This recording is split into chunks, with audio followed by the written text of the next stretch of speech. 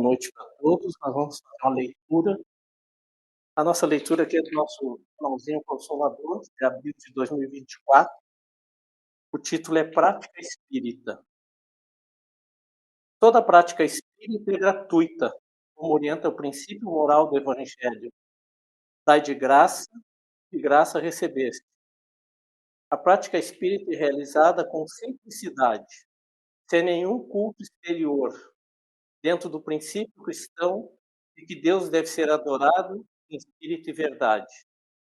O Espiritismo não tem sacerdotes, não adota, nem usa em suas reuniões e em suas práticas altares, imagens, flores, velas, procissões, sacramentos, concessões de indulgência, paramentos, bebidas alcoólicas ou alucinógenas, incenso, fumo, talismãs, amuletos, horóscopos, cartomancia, pirâmides, cristais ou quaisquer outros objetos, rituais ou formas do exterior.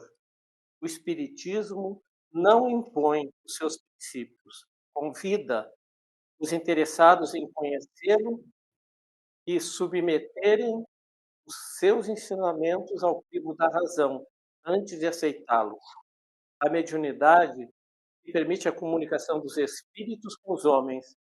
É uma faculdade que muitas pessoas trazem consigo ao nascer, independente da religião ou da diretriz doutrinária de vida que adotam. Prática mediúnica espírita só é aquela que é exercida com base nos princípios da doutrina espírita e dentro da moral cristã. O Espiritismo respeita todas as religiões e doutrinas, valoriza todos os esforços para a prática do bem e trabalha pela confraternização e pela paz entre todos os povos, entre todos os homens, independente de sua raça, cor, nacionalidade, crença, nível cultural ou social. Reconhece ainda que o verdadeiro homem de bem é que cumpre a lei de justiça, de amor e de caridade na sua maior pureza. Eu convido a todos que possamos, já nesse equilíbrio mental que fomos conduzidos, possamos juntar as nossas mentes e que sejamos essas mentes um belo farol de luz. Possamos irradiar essa luz do Consolador. Em teu nome, Mestre amado, para aqueles que não te conhecem, para aqueles que talvez nunca ouviram falar do teu nome, quanto mais tiveram acesso à orientação moral contida no teu Evangelho. E por eles, pelos equivocados da vida, nós te pedimos bênçãos a todos os presidiários, os órfãos, os idosos, os deserdados da sociedade, os irmãos que vivem em regiões que estão em conflitos bélicos, aqueles que espiam, passam provações resultantes de fenômenos da natureza, como terremotos, maremotos, inundações, secas, tsunamis. A todos, Senhor, essa paz,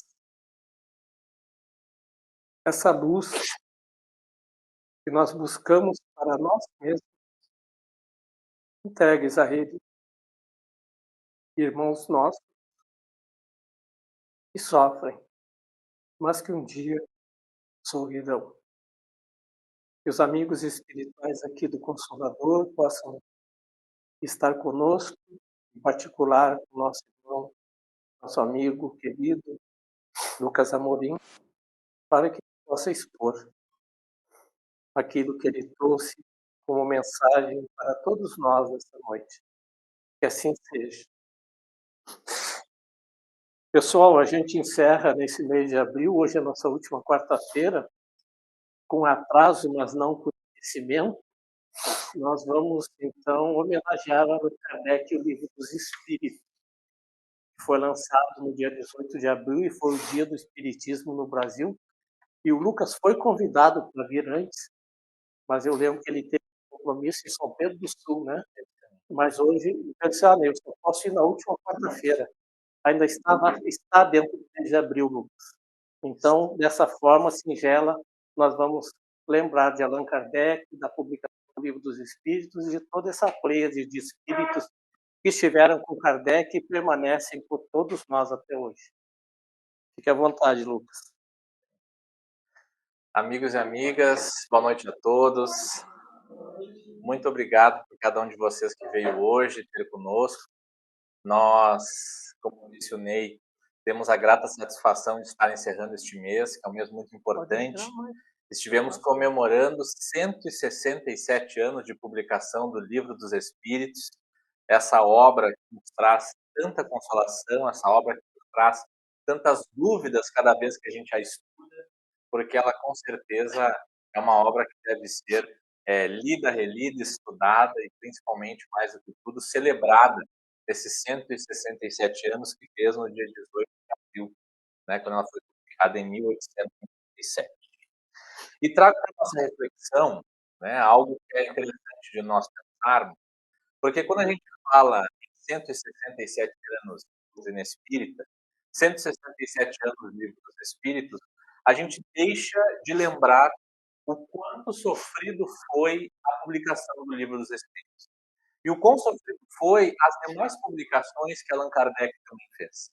Porque parece, depois de tanto tempo, que foi algo feito num ponto de mágica, num estalar de dedos. Parece que Kardec simplesmente fez surgir ou brotar aquelas publicações que hoje nós temos, em que nós conseguimos comprar em qualquer livraria, seja espírita ou não, os exemplares do Pentateuco Espírita, a Revista Espírita e outras tantas obras que hoje estão no acesso até mesmo na palma da nossa mão, os PDFs que a gente encontra na internet, no celular. É tudo tão simples hoje em dia, ter acesso à doutrina espírita, que a gente sequer lembra que há mais de 167 anos, Kardec estava neste exato momento passando por situações extremamente difíceis para que ele pudesse hoje, cada um de nós, estarmos aqui sentados em uma quarta-feira falando sobre o Espiritismo. Então me permitam que a gente possa voltar um tempo para que a gente consiga rebobinar essa fita e entender a importância que nós devemos dar, não só para essa obra, para o nosso codificador e principalmente para essa doutrina consoladora que fora prometida por Jesus. Allan Kardec não se chamava assim, Allan Kardec é um codinome, um apelido, se assim a gente pode dizer, de Hipólite de Tomirizar Rivaio. Esse senhor que tinha um nome bastante complicado, bastante difícil, um pedagogo, um professor, um cientista, alguém que tinha uma profissão que até hoje, infelizmente, é desvalorizada, que era justamente o magistério. Dava aula em colégios católicos da época, dava aula em particular para algumas crianças e jovens para ter uma gordurinha de dinheiro mais no final do mês, e após os seus 50 anos se depara com um convite de uma amiga. Quando uma amiga querida resolve convidá-lo para que ele assista alguns fenômenos diferentes que estavam ocorrendo em sua casa. Ela fazia um momento assim, de jantar com amigos, um petit comité, como a gente chama, para que ela pudesse reunir alguns companheiros e, a partir daquelas reuniões, algumas situações estranhas ocorriam. E ela, como era alguém assim de muito trato com o senhor Hipólite, né, com o senhor Rivaio, ele então aceita o convite, mesmo titubeante no primeiro momento, para que ele possa ir até a residência da senhora Plene Maison e observar o que estava se dando. E a partir da observação que ele começa a fazer, daquelas mesas que giram, que levantam, que batem, que respondem perguntas, ele começa a investigar e começar a pesquisar o que explicava aquilo. E, principalmente, o que mais intriga Kardec é que aquelas mesas, numa certa situação de confronto junto com os médiums fazia com que elas respondessem perguntas de forma inteligente. E aí Kardec, como um bom cientista, vai atrás das respostas para entender se a mesa era inteligente ou se havia algo mais que nós não estávamos entendendo ou compreendendo ou enxergando que tinha inteligência e fazia com que as mesas respondessem. E ele vai atrás dessa pesquisa, consegue então fazer um conglomerado de perguntas e respostas, levando para cada uma das cidades, vide o livro Viagem, os diversos livros de Viagem Espírita, em que ele passa por diversos estados e cidades para confrontar as perguntas, como um bom cientista. Não se contenta com apenas uma resposta que a espiritualidade dá, mas principalmente faz a mesma pergunta em localidades diferentes, numa época que nem se sonhava ter WhatsApp, em que você não tinha comunicação com o outro lado da cidade, você não tinha comunicação com o outro estado. Então era impossível que a resposta tivesse sido passada um para o outro. Era a época necessária para isso acontecer. E quando ele chega de uma viagem em outra, em que o espírito dá a mesma resposta, ele começa a entender: opa, aí nós temos uma comprovação. Porque em locais diferentes, com médiums diferentes, pessoas diferentes, situações diferentes, sem se falarem, a resposta era a mesma. E mesmo assim, em muitas oportunidades, os espíritos diziam: como nós já te dissemos, vírgula. Então significa que eram os mesmos espíritos agora utilizando da ferramenta psicofônica do médium para que ele pudesse repetir a mesma resposta. Então eram os mesmos encontros e Kardec vai aos poucos colocando isso no papel, para que ele pudesse publicar em 1857 a primeira tiragem, a primeira edição de O Livro dos Espíritos.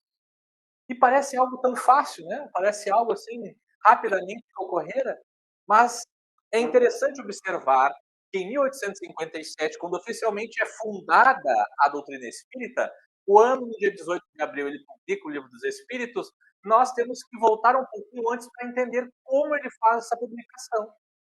Afinal de contas, quem queria publicar naquela época um livro espírita? Primeiro, que se não conhecia o que era o espiritismo. Segundo, que já começava a se dizer que era uma doutrina do diabo. E quem é que quer trabalhar com o diabo? Quem quer ir contra a doutrina católica extremamente forte naquela época? Quem quer ir contra os ideais daqueles que comandavam o poder temporal religioso daquele tempo? Então, Kardec, naquele momento, adota esse codinome principalmente para que ele mostre que há uma divisão de águas.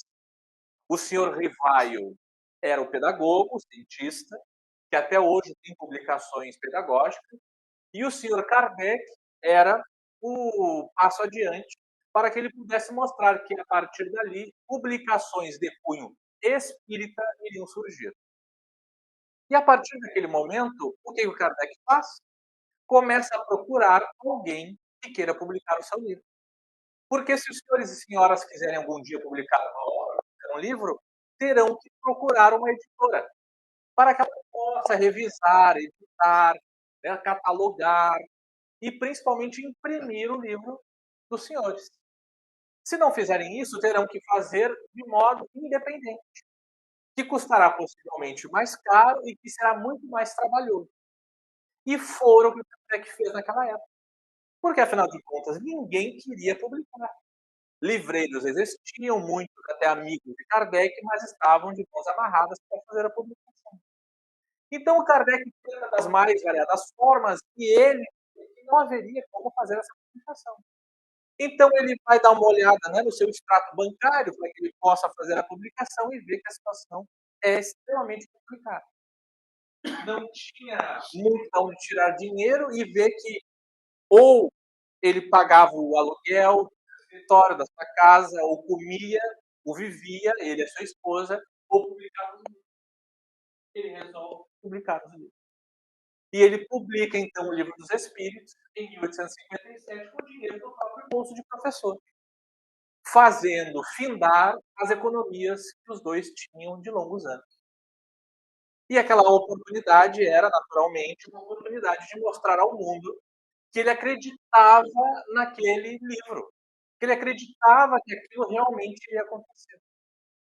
Imaginemos, naturalmente, qualquer escritor pretende, se a obra é para este fim, fazer com que tenha retorno financeiro, para que ele pudesse também, futuramente, publicar os demais livros que já estavam em modo rascunho.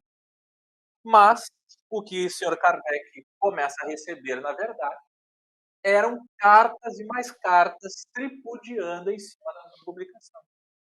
A sua publicação do Livro dos Espíritos fica, assim, quase no top 3, né, dos livros proibidos em muitas localidades daquela época.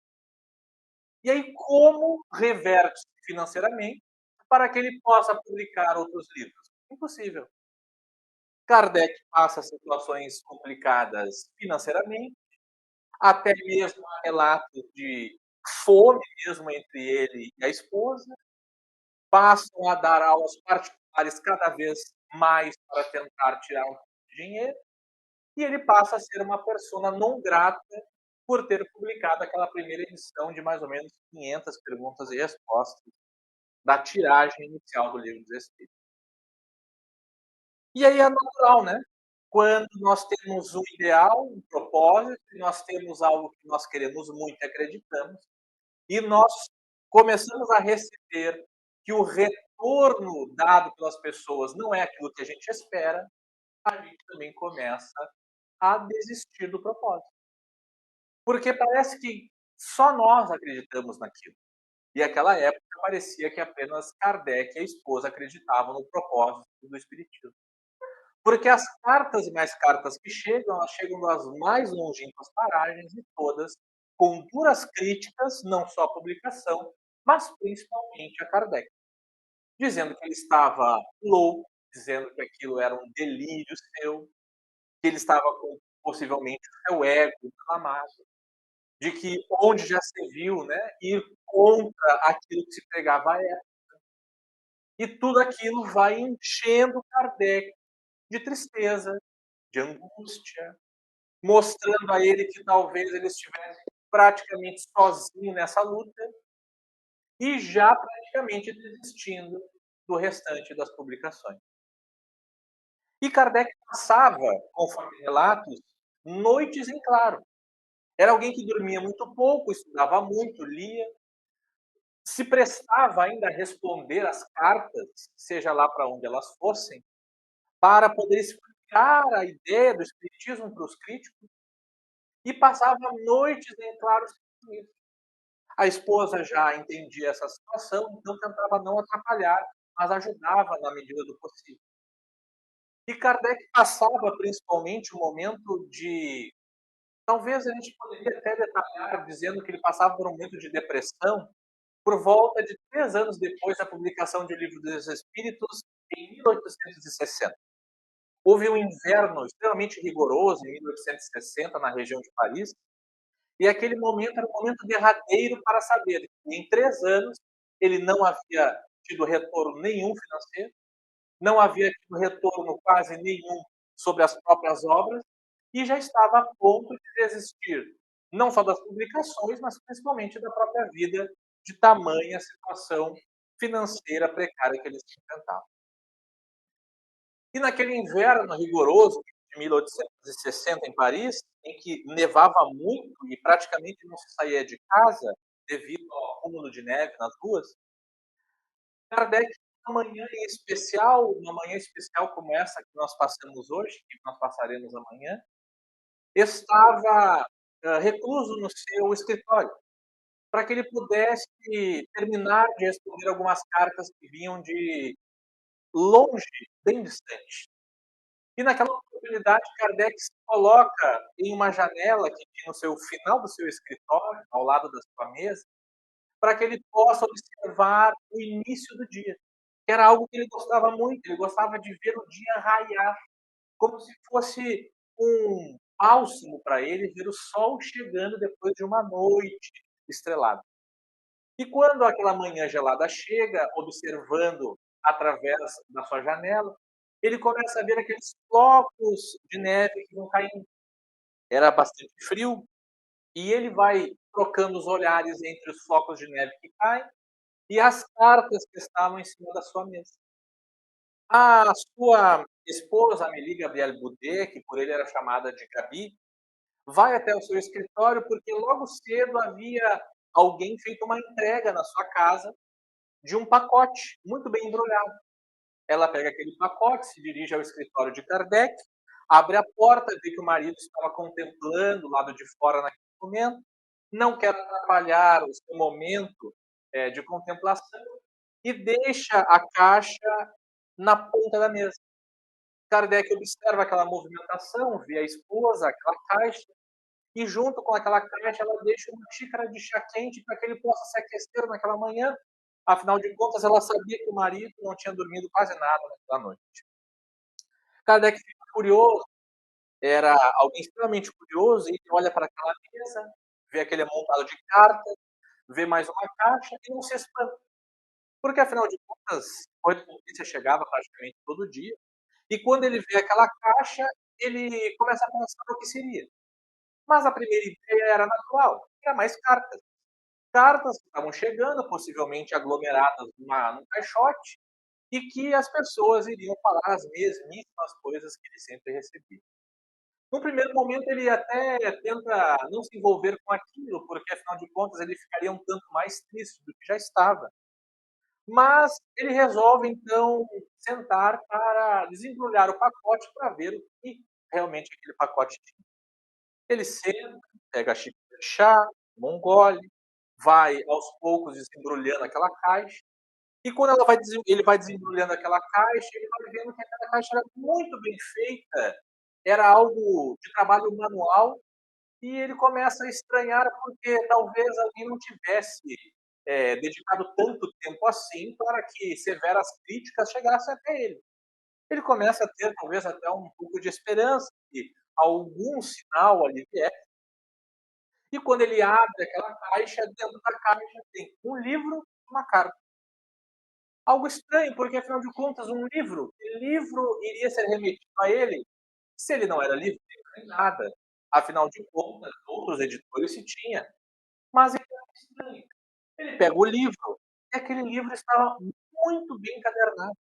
Era um livro muito bonito, a volta dele todo em veludo, muito bem costurado à mão, e à frente daquele veludo havia uma inicial queimada, como se fosse as suas iniciais, como se queimasse um couro.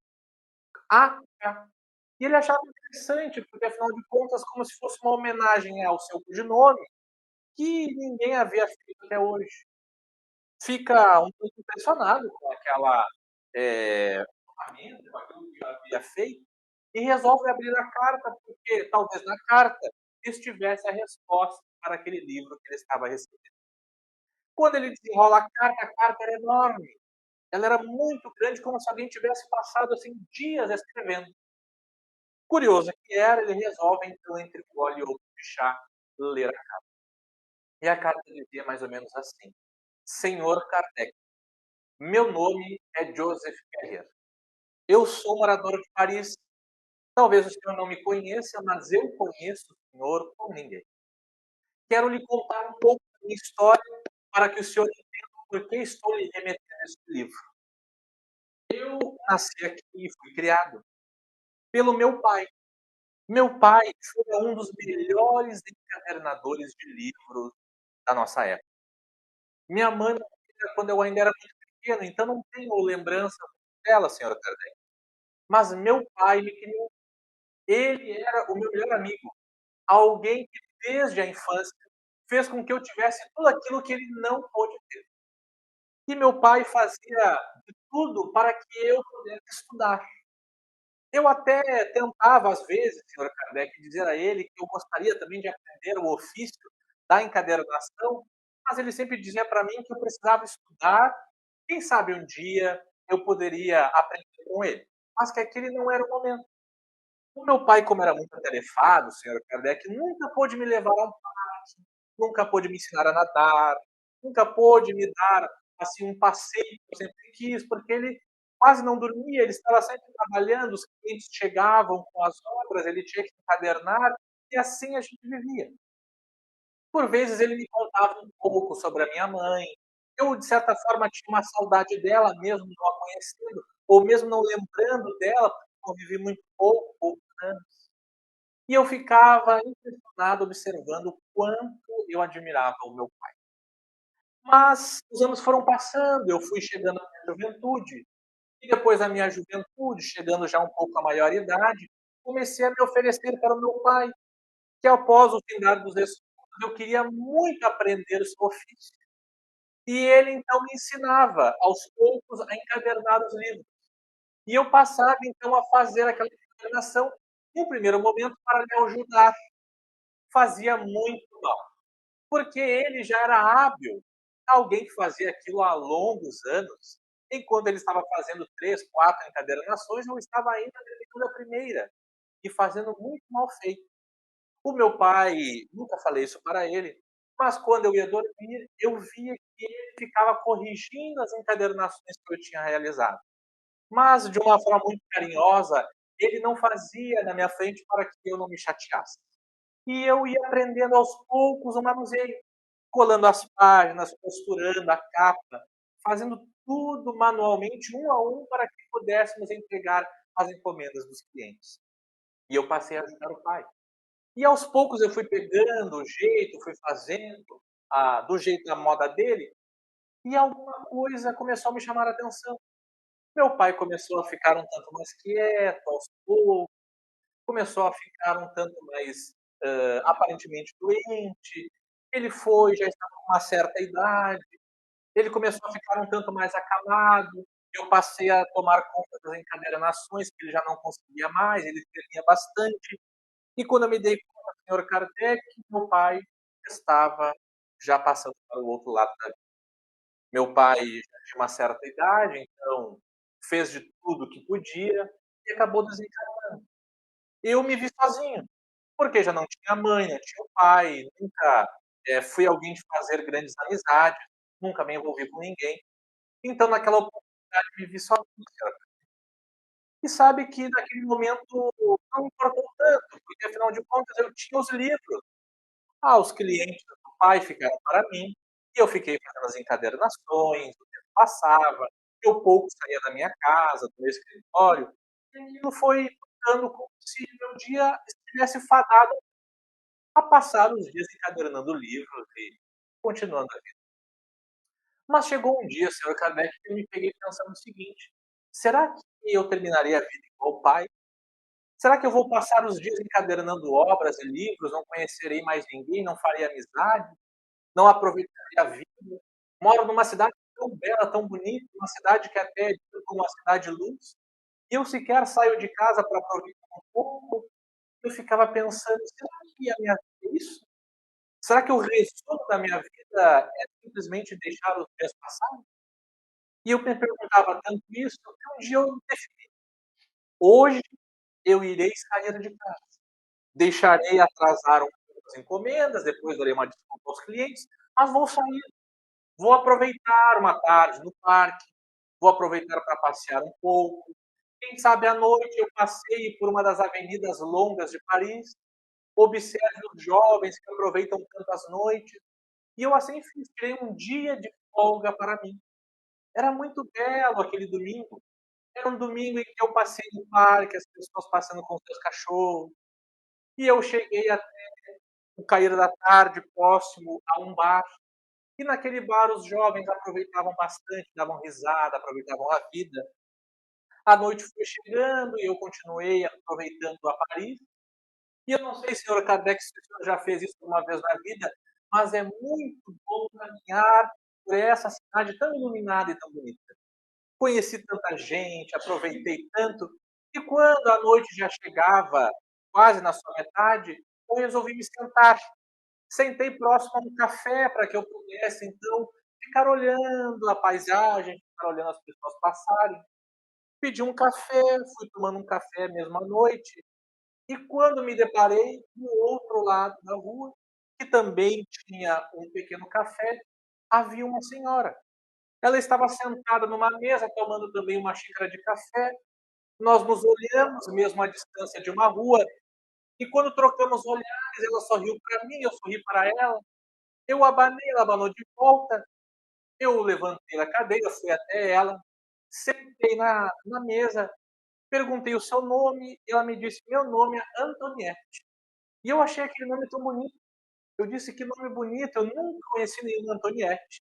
E a gente começou a conversar, tínhamos idades um pouco semelhantes, história um pouco semelhante, e começamos a conversar. Eu nunca tinha tido uma conversa tão longa com alguém. E a noite foi tão rápida passando que quando nós vimos, o raiar do sol já estava aí de novo. Eu me dirigi para a minha residência, ela para a sua, ficamos sem nos ver alguns dias, e eu passei a experimentar um sentimento, senhor Kardec, muito estranho. Porque dentro de mim é como se eu quisesse estar perto dela de novo, como se eu quisesse estar conversando com ela de novo, e eu ficava no meu trabalho manual de encadernação e, ao mesmo tempo, pensando naquela que há poucos instantes era uma desconhecida. Eu não sabia bem se aquilo era paixão, se era amor, se era admiração, carinho, eu não sabia explicar. Eu sei que eu esperei muito para que o outro domingo chegasse. E quando o outro domingo chegou, eu fiz a mesma coisa. Me dirigi até o café, ela chegou no mesmo horário, nos olhamos de novo, sentamos juntos, conversamos, falamos sobre a semana e assim nós permanecemos. E quando eu me vi, senhor Kardec, ela já estava morando junto comigo e era a partir daquele momento minha futura esposa. Eu estava experimentando o ápice da minha alegria, senhor Kardec. Eu nunca tinha sido tão feliz como aquele momento. Nunca tinha observado isso. Eu não sei se o senhor Kardec, já observou e já sentiu a paixão e o amor, mas naquele momento eu estava realmente experimentando o amor.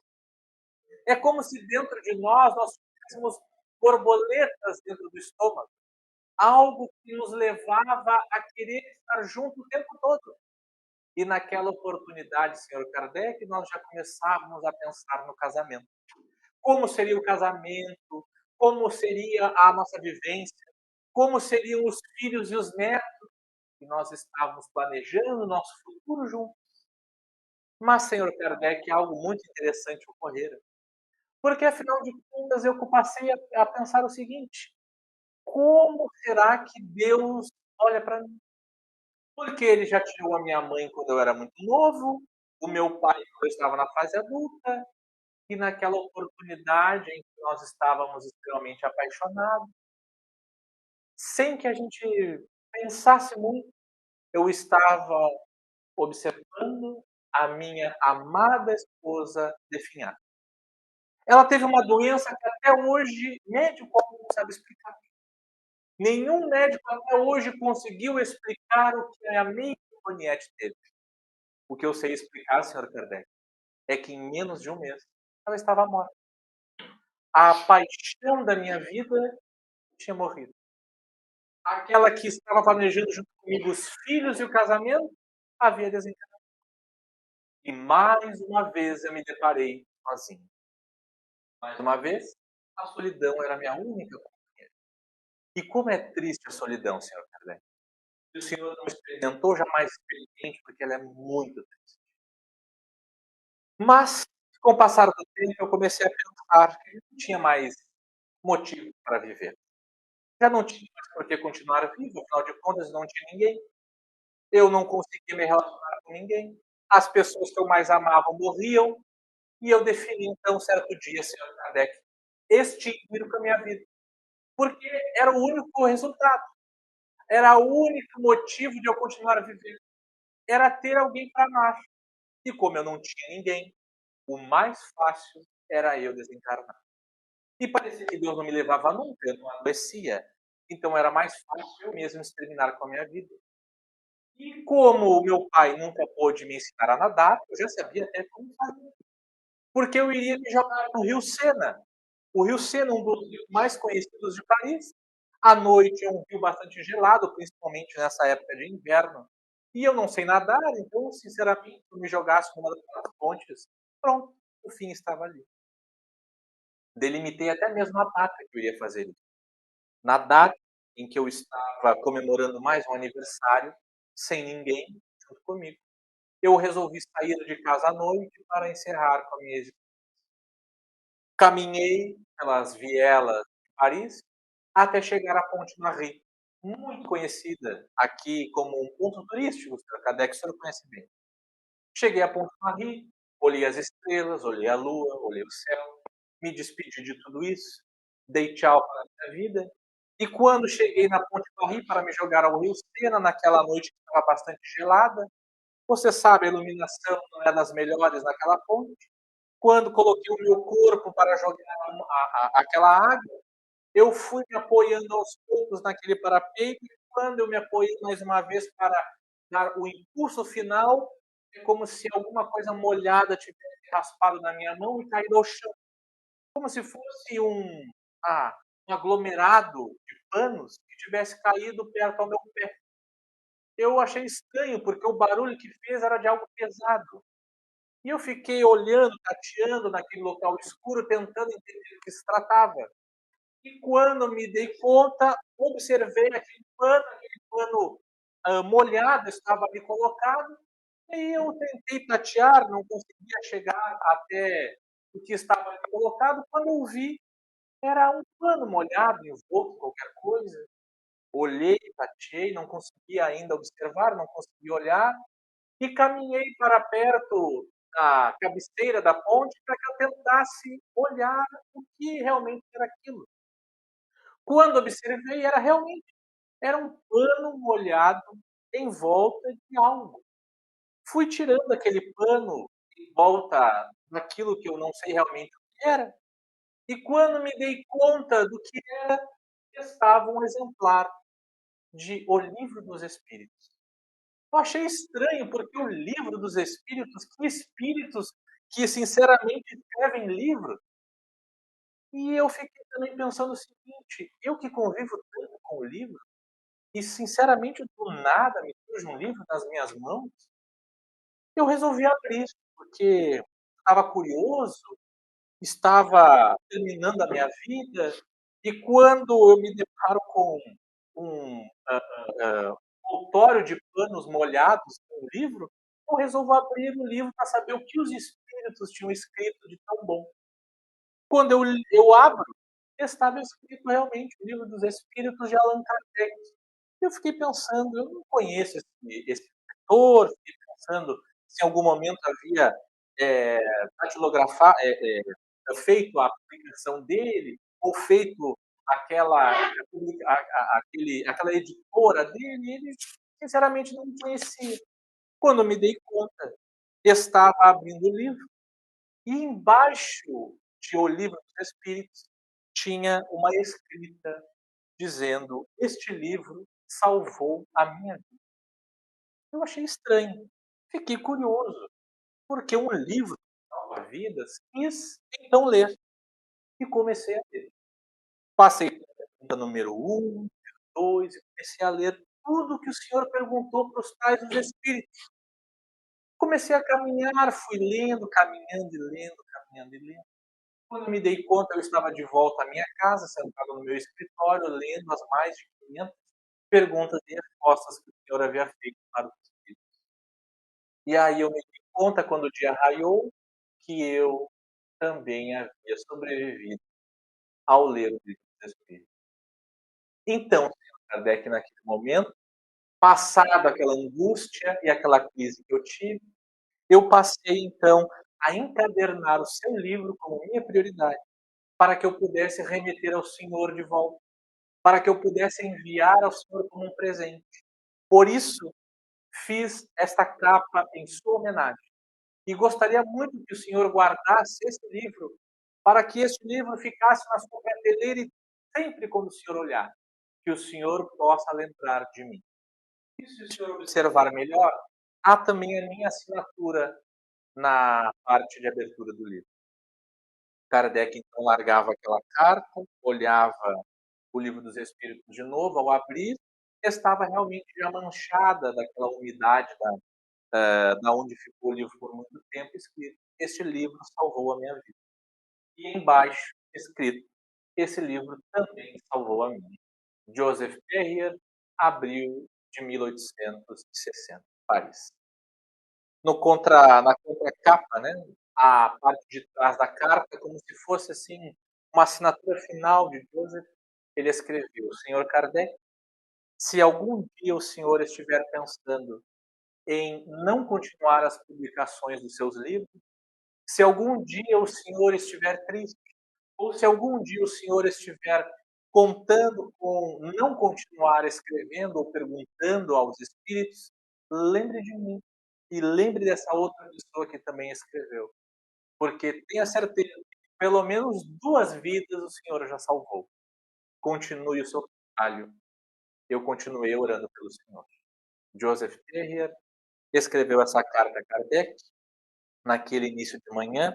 Kardec pegava aquela obra encadernada do Livro dos Espíritos, colocava de volta na sua prateleira, para que ele nunca deixasse de olhar. E ele vai até a janela de novo. Quando ele olha para a janela, ele vê que aqueles flocos de neve que estavam caindo, aglomerando-se já nas calçadas, já estavam quase diluídos devido ao sol que estava chegando. E naquela oportunidade, Kardec recebia dentro de si uma reenergização para continuar o trabalho.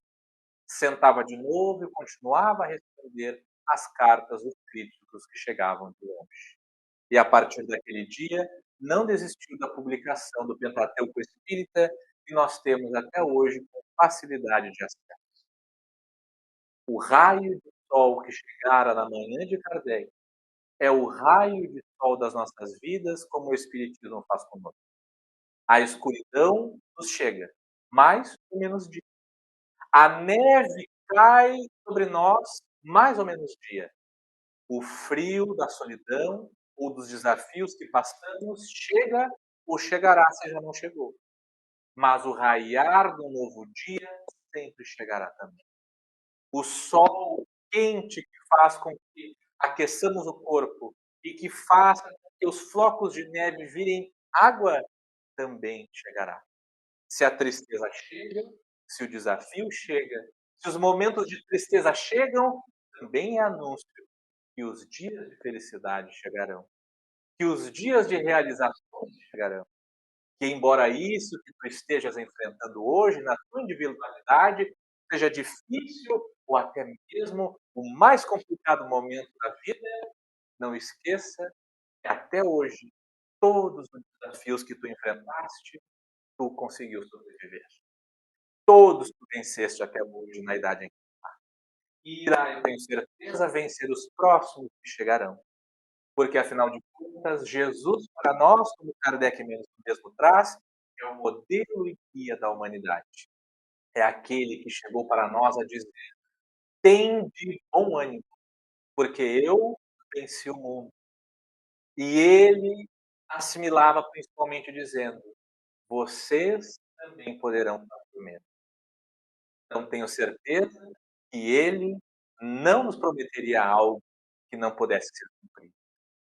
Kardec, onde quer que esteja nas paragens espirituais, hoje nós queremos lembrar de ti para que tu possas receber o nosso carinho de gratidão pelo esforço hercúleo que fizeste para que nós pudéssemos, nessa quarta-feira à noite, estarmos sentados aqui falando da tua doutrina espírita.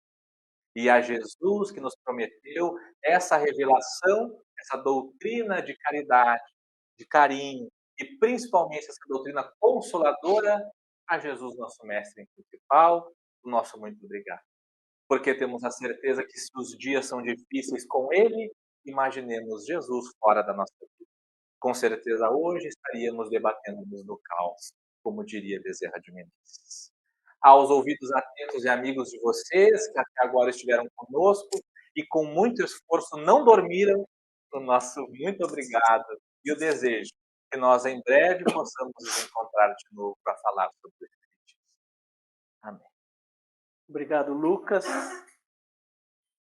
Surgiu um livro na mão dele também, né? Igual lá no Amigo da Ponte. Muito bom. Eu recomendo um filme, pessoal, tem no YouTube, não passou em cinema, um filme espírita maravilhoso chamado o filme dos espíritos.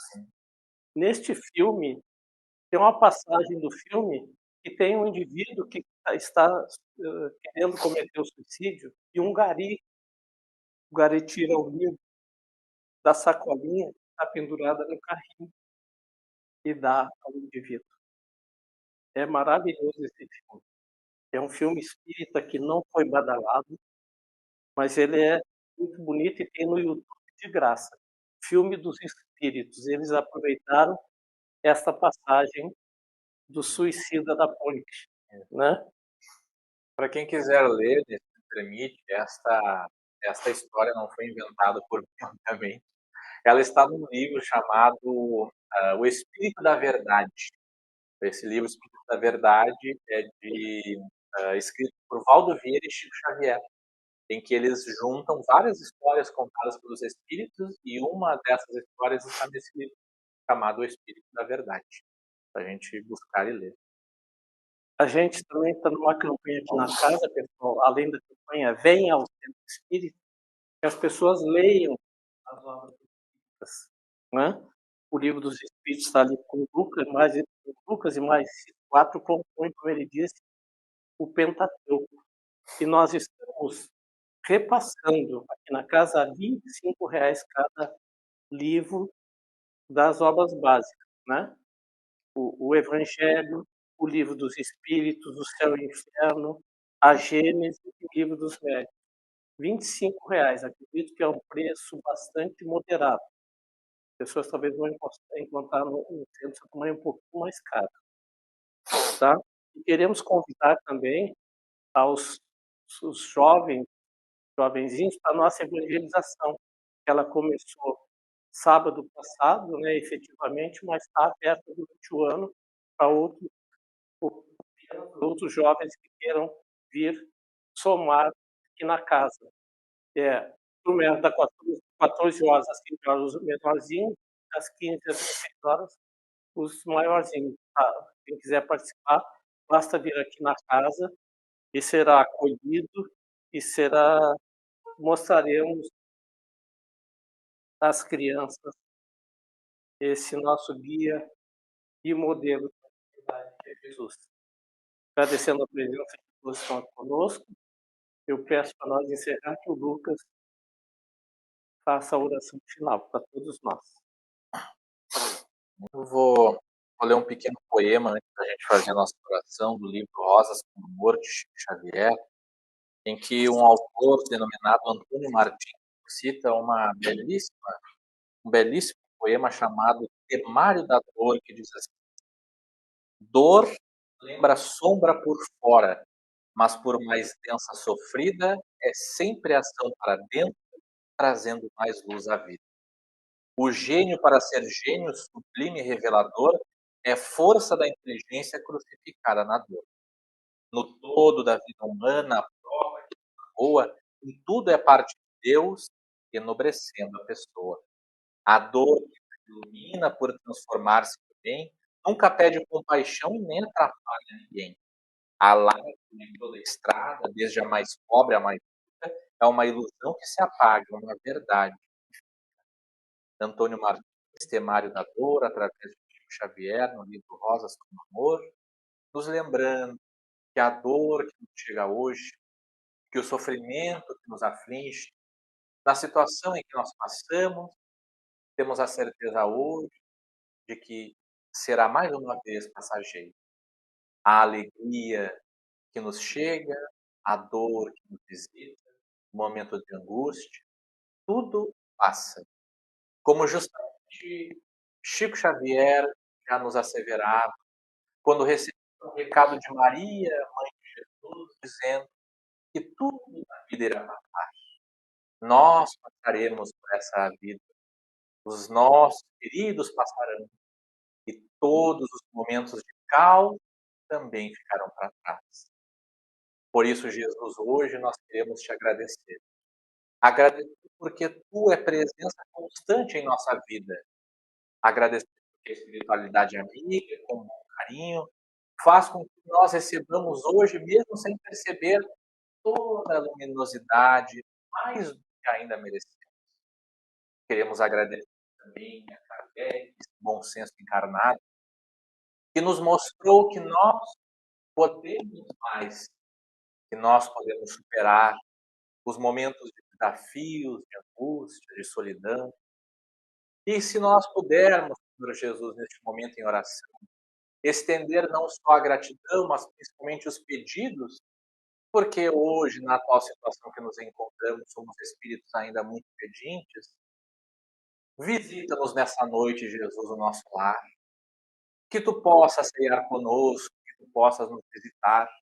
Se possível, permanece conosco uma visita amiga, que nós possamos deixar a porta aberta para Jesus entrar, para que nós recebamos Ele de braços abertos, lembrando dessa figura amada, que nós, enquanto espíritos em evolução, consigamos lembrar mais e mais vezes desses companheiros, que os nossos espíritos guias, os nossos instrutores, que do nosso lado estão cada um de nós, possam tomar sobre as nossas cabeças também os bálsamos de luz fortificantes, para que possamos crer que amanhã será um novo dia, um dia muito melhor do que foi hoje.